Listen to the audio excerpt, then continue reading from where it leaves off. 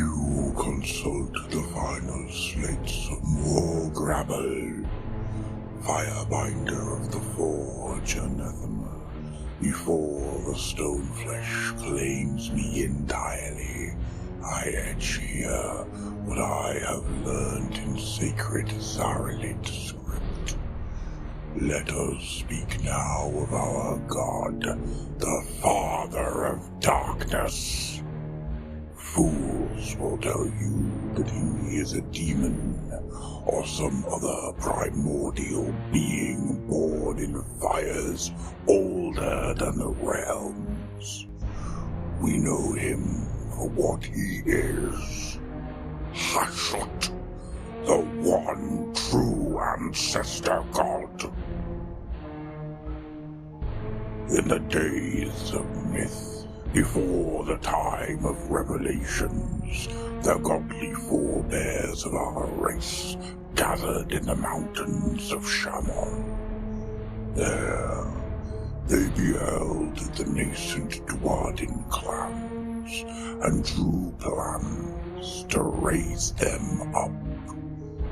They agreed that each would establish themselves in a different realm, the better to foster their people and safeguard their destiny. First of this divine lineage was Hashut. From him, we inherited the principles of governance and prosperity. Nobly, he offered to shoulder the burden of tending both Ashqui and Shaman. With fire, steel, and justice would he forge a cosmic empire. Yet, his siblings balked. Valea, second sister and Hearth Guardian, cast doubt upon his bold ambitions. Oafish Grimnir objected out of hand, making countless boasts of ties to Ashqui. Grungi was conniving. With feigned humility, he dazzled his siblings with his frivolous schemes for the Golden Realm, and poured scorn upon Hashut's designs. Out of jealousy, none spoke in their elders' defense. Instead, with words of hollow flattery, they bade him settle lowly Gur, claiming only he could collar its beastly heart. As the first sired, Hashut had every right to ignore these words, not least for their insincerity. Yet, these were not subjects but kin. Despite his anger, in his humility and wisdom he relented. In the mountains of Korok, he and his servants raised the citadel of Zorn. He broke the god bulls and came to respect their tenacity. Across the realms, Duardins clanged tankards to honor Hashut, who toiled uncomplainingly in stubborn clay, gazing upon their elders' works with jealous eyes, and the wonders he wrought in such rugged lands. Grungi, Grimnir, and Valea came to Zorn, spreading accusations of the use of prescribed artifice, driven by the spirits of beasts.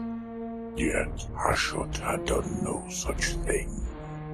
He had simply done what he had been bidden. He had tamed Gur. It was only out of the love he bore Valea, who ever spoke with utmost concern for their people's soul, that the firstborn made an oath that no such works had been, nor would be created under his rule. All might have been settled, had not Grundy snidely denigrated his brother's work compared to the mechanical wonders he had made in Shaman. The Whitebeard's words fanned the flames of envy. Now Hashut's siblings openly gave insult. They relentlessly passed judgment, heedless of challenges they never had to face. Thagduagi it was, the great betrayal. As Hashut's rage burned, so did too his resolve harden. If his siblings had abandoned the respect of their elder, then his oath was null. No longer would he heed the wishes of his petty-minded kin, or any other. Hashut cracked into the realm of chaos. He learned to trammel demonkind. Daring the perils of that nether place, he quested for the Forge of Souls, where the very essence of creation could be repurposed.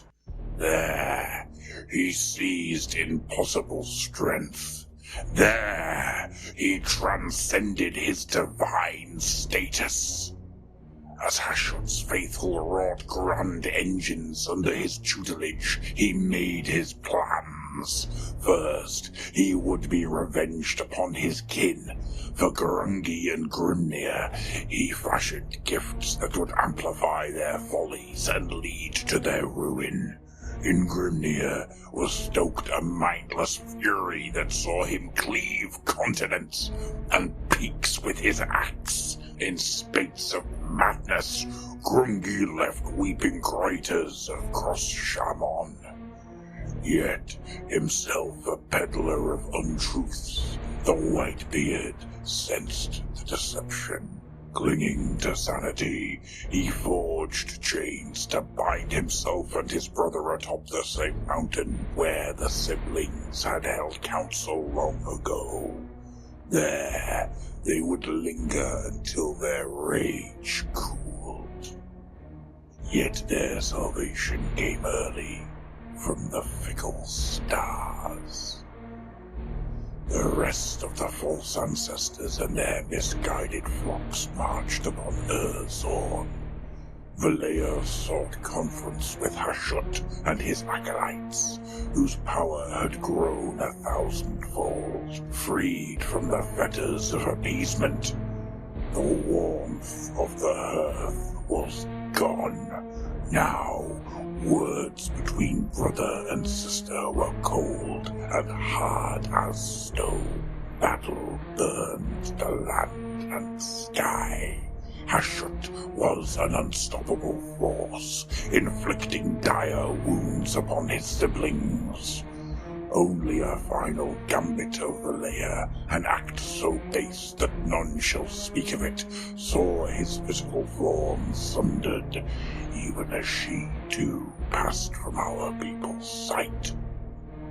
Urzorn's wonders were defiled, its masters slain or hidden amongst the masses. In fear, the false ancestors sought to erase the memory of their eldest. The legends of Hashut were forbidden, then forgotten. His temples were sealed. Deep beneath the mountains, those shrines remain. One day, they would open again.